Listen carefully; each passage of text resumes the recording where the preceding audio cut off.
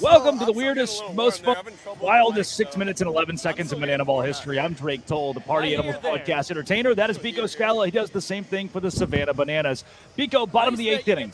Bananas up 1-0. With 6 minutes to go, you would think the Party Animals can somehow get 3 outs, or the Bananas walk it off, and we go to the 9th with a chance for the Animals to win the game. Instead, we are about to see chaos. Normally, that is the case. First off, I am shocked, as the guy who was talking to Dylan Porter in his mind during this inning, that there was more than 6 innings on the clock. 6 minutes on the clock. Because, I mean, like, I had it at 4:30 in my mental clock, in my head. Which you would think, Biko, if in your mental clock it's at 4:30, you would maybe relay that to the pitcher who you're mic'd up with, who at this point has 2 IFBs in. That means he is double headphoned up on a Tuesday night and can't hear anything but you. So as his teammates are yelling, hey, speed it up a little bit, and you're not yelling that, you're doing the guy no favors here. Correct. I'm just trying to talk through his at-bats, and he just threw his 6th pitch to the bat-tricking extraordinaire Alex Ziegler. And Porter's like 90 to 92 miles an hour with the fastball, so he's like, it's Ziggy. It's only his 2nd plate appearance of the tour. I'm going to give him another heater. It's probably going to work.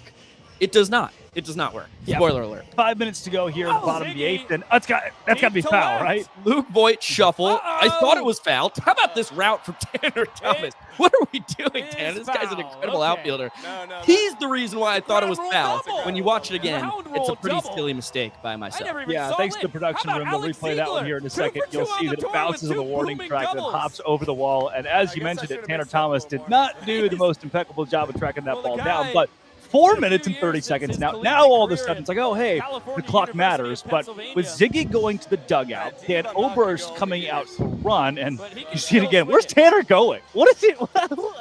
Well, he takes a peek at the wall and completely loses the ball, which was about 80 feet fair, by the way. It was nowhere near the foul pole. I just lost it. So Oberst comes in to run at second base for Ziggy. And 4 minutes to go now, Biko. Dylan Porter's got to hurry up a little bit because that clock runs out. The game's over. The Bananas win 1-0. Which we're not telling him, by the way. Of course, he has no clue what the clock looks like. He's just trying to pitch and talk to you guys. Correct. So Oberst at second. 2 things can happen. If he comes home and scores, the inning is over. We go to the 9th. The game's still going. Or if somehow Porter can get 3 outs, and right now he's still trying to get 3 outs, less than 4 minutes to go, with no idea what's going on. And he's got none of them thus far. Right. On a 2-0 count as well, try to get yourself back in the zone. Boy, he's taking his time. Imperative throw strike. He does not. We're now at 3 minutes and 30 seconds. Can someone just tell him to hurry up just a little bit to make it a little bit faster?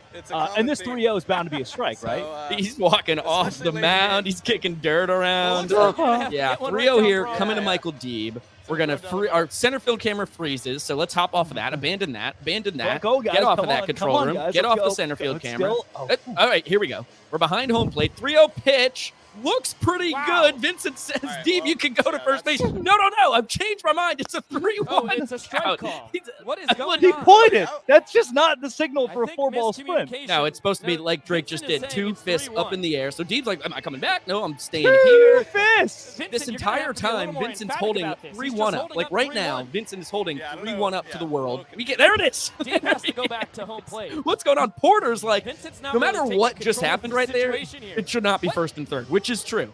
And the craziest part, 2.5 minutes are left in the game. We have somehow let almost 4 minutes slip by, and no one's mentioned the clock to Dylan Porter. So now, with runners at first and third, which is absurd, all you need is for Dan Oberst to score a run, and we can go to the 9th, and the clock no longer matters. Or, so I think Porter says it somewhere in here. Guess I got to get a double play. No, Dylan, we don't have time for any of that. Look at him. He's kicking the Vincent's wiping the plate off. Correct. Taj got dinged up on the Hosley foul ball. So, by the way, the ruling on the field was that Deeb stole first base on a miscommunication from the umpire, which personally I think is the wrong decision. Like, I think if there's a miscommunication, we should probably just bring him back and keep the 3-1 count going. But that's not what happened. So I digress. So Deeb's at first with the steal of first. 0-1 to Hosley. Okay, now we got 1-1. Porter is still taking his time. There's a minute 40 on the clock. Yeah, he's talking to you guys. He's chilling. Hey, guys, what pitch should I throw next? Still my fault. He is. And by the way, in Banana Ball, the batter can't leave the box, so Porter can go as fast as he wants here, and he's just not real. Then Taj Deeks will throw down to second. Runners at second and third. I am screaming at this point for the Party Animals dugout. Just let one of them score. Minute 18, you can't get 3 outs. It's not possible here. No, it's not. They're baby sharking. The folks are fired up. Sold out house. It's like you can't tell there's any pressure in this scenario. From you to the production room before. Oh, no. Beautiful barehanded play. Chase Acuff at the dish. Dan Oberst, you're out. Taj tangled up in the collision. There's a minute on the clock when this happens. So I'm actually really proud of my broadcast team. In the future, we'll get back to that. This is a swinging door butterfly effect moment right here, Drake. Taj is okay now, so we can talk about this a little bit more in depth. He's fine. He's fine. He's going to be fine. Hurt a lot in the moment. Yeah, in the moment, with the minutes go, I'm watching the clock. It's ticking down going, there's an injured player on the field. This thing's going to run out, and we're going to just end the game. If Chase Acuff, I know he doesn't want to hear this, if he just takes the ball and throws it to first, then Oberst comes home and scores, walks off the inning, we go to the 9th, no problem. Instead, throwing it home is the wrong decision here. It keeps things alive. And with Porter hurt, the clock about to hit 0, I'm just ready. Like, is Jesse going to grab the mic and the Bananas have won the game while everyone's silent for the guy who's laying on the ground? Like, what do you do here? Yeah, so that's the most anticlimactic possible ending to a banana ball game in the history of our young sport. This is the 8th game of the tour, which is the 121st all time, right? And this has never happened. We've never had the home team winning in an inning when the 2-hour timer runs out, which means the game is over. So we're on uncharted territory, as we often are in our young sport. Taj is getting carted off. They decide, or walking off, rather, with Francis Gilbert.